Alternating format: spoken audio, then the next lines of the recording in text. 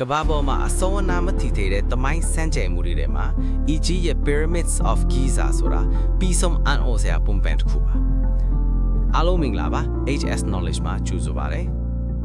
ထိုးစိမ့်နဲ့မရိမသိစက္ကန့်ပေါင်းထောင်နဲ့တည်ထားလိုက်တယ်လို့ထင်တဲ့ဒီရှေးဟောင်းအဆောက်အုံကြီးတွေဟာ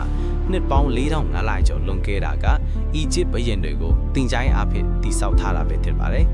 အထူးသဖြင့် Great Pyramid of Giza ဟာကျောက်တလုံးချင်းစီက2.5 တန်ကနေ15 တန်အထိရှိတတ်ပြီးစုစုပေါင်း2.3 မီလီယံလုံးအထိသုံးထားပါတယ်။အဲ့ဒီထုတဲ့အတိုင်းယနေ့ဘောဂဆိုင်ရာနည်းပညာတောင်ကြီးမားလာတဲ့တည်ဆောက်ပုံပါပဲ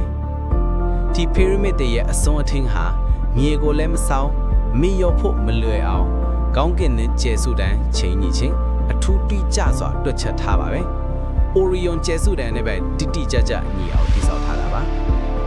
တမိုင်းအလိုက်ဆိုရင်ရှေးဟောင်းခေတ်ကျကအလုတ်သမားဝင်ယုံ2000ကနေ3000လောက်နေ့စဉ်နေ့တိုင်းလက်ပတ်စီမံခဲ့ကြပြီးအီဂျစ်လူမျိုးတွေကိုယ်တိုင်စောက်ခဲ့ကြတာပဲထင်ပါတယ်။အတွင်းပိုင်းဖောင်တွေကအနံ့မြောက်လူကြီးခမ်းများအထူးလူရလမ်းကြောင်းတွေပါရှိပြီးယနေ့တောင်အစုံအလင်းစကန်နီးပညာအသစ်တွေကမစောက်ခဲ့ဘူးတဲ့လူကြီးခမ်းများဆက်ပြီးတွေ့နေစေပါ။ pyramid တွေကကမ္ဘာသမိုင်းတွေကတကားတစ်ချောင်းလို့ထင်ရပြီးအီဂျစ်လူမျိုးတွေဘဝနောက်လောကနဲ့စုံစည်းရအဖြစ်ရန်သူစောက်ခဲ့ကြတယ်လို့ယကိစတုရန်တွေကယုံကြည်ခဲ့ပါတယ်